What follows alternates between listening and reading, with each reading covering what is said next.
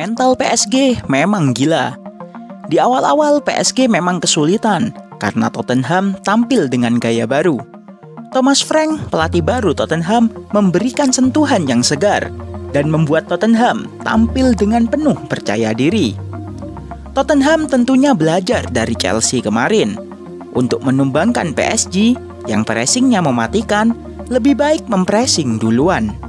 Di awal pertandingan, Tottenham mengambil inisiatif dan tidak ragu untuk menaikkan garis pertahanan. Mereka langsung mengisolasi progresi umpan PSG. Dengan keadaan ini, memaksa pemain PSG untuk melakukan umpan panjang. Mereka menekan pertahanan PSG dengan gila. Bahkan ketika bola awalan di kiper, mereka tidak ragu menaikkan 6 pemain. Tapi PSG tidak selemah itu. Belajar dari kekalahan saat melawan Chelsea, PSG mengerahkan kemampuan individu dan ruang lebar di belakang pertahanan Tottenham. Ya, kita semua tahu kalau masalah kecepatan, para pemain PSG sangat bisa diandalkan. Senjata dari Thomas Frank adalah set piece bola mati yang sangat jenius dan tertata. Itu terlihat pada gol pertama. Kiper Tottenham, Vicario, akan menjadi penendang bola. Tujuan umpan ada pada Romero yang tidak terjaga dan ada jauh dari kotak penalti. Pemain PSG tidak menyadari bahwa mereka kalah jumlah di titik ini karena 3 lawan 4. Bola berhasil disundul Romero ke kotak penalti yang ada 2 pemain Tottenham di sana. Tidak berhenti di situ, target 2 pemain ini adalah menghentikan Marquinhos. Bisa dilihat 2 lawan 1 karena Vitinha sudah kalah postur. Chaos terjadi. Tendangan pertama berhasil dihentikan kiper baru PSG, tapi Van der Ven berhasil menyambar bola.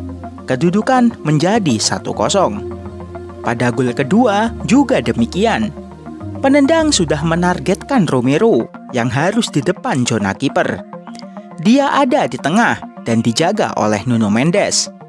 Tepat sebelum bola ditendang, Romero melepaskan diri dari penjagaan. Bola berhasil disundul. Kiper baru PSG tidak mampu menahan bola.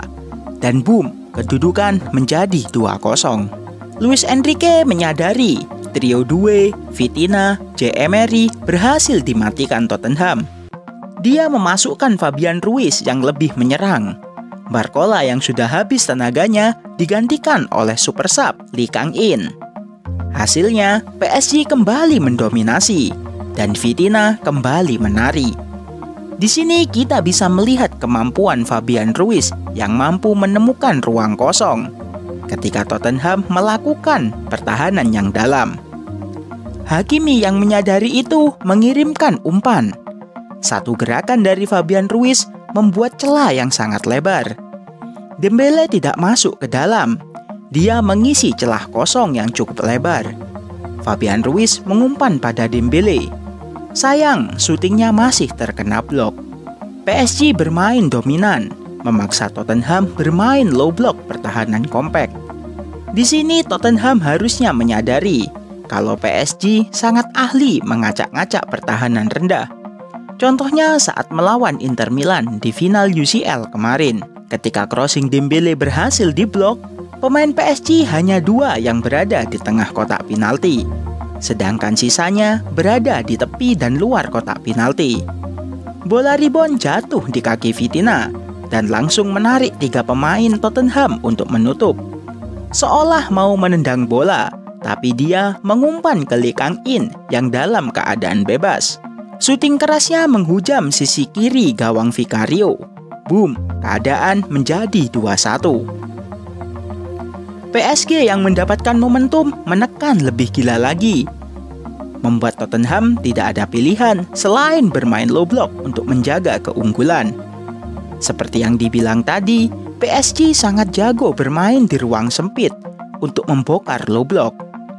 Dembele bebas, tidak dalam penjagaan. Hakimi mengirim umpan kepada Dembele, dilanjutkan crossing ke tengah kotak penalti yang berhasil disambar oleh Gonzalo Ramos.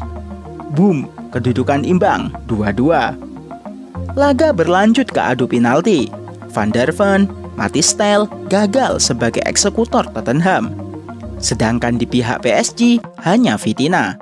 Nuno Mendes menjadi eksekutor penentu kemenangan PSG dan adu penalti berakhir dengan skor 5-3. Kemenangan ini membuat PSG berhasil menyapu bersih trofi tingkat Eropa musim ini.